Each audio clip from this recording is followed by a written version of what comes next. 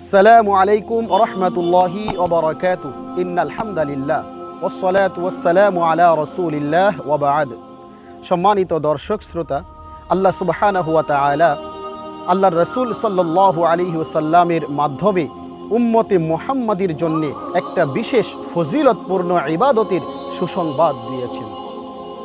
রাসূল সাল্লাল্লাহু আলাইহি ওয়াসাল্লাম আমাদেরকে একটা ফজিলতপূর্ণ ইবাদতের ঘোষণা দিতে গিয়ে বলেন, সিয়ামু ইয়াউমি আরাফাতা আহতাসিবু আলাল্লাহি আন ইউকাফিরাস সানাতাল্লাতী ক্বাবলাহু ওয়াস সানাতাল্লাতী বা'দাহু।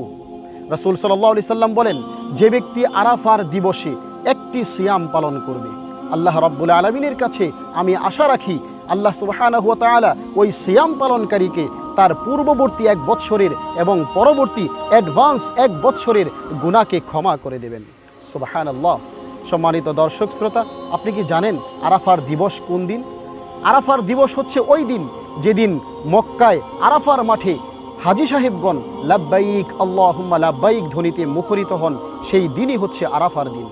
অতএব আপনি আপনার এলাকায় অবস্থান করে আরাফার দিবসের সাথে মিল রেখে আপনি একটি নফল সিয়াম পালন করার চেষ্টা করুন। আল্লাহ রাব্বুল আলামিন আমাদের সকলকে এই নফল সিয়াম পালন করার তৌফিক দান করুন। আল্লাহুম্মা আমিন। ওয়াসসালামু আলাইকুম ওয়া রাহমাতুল্লাহি ওয়া বারাকাতুহু।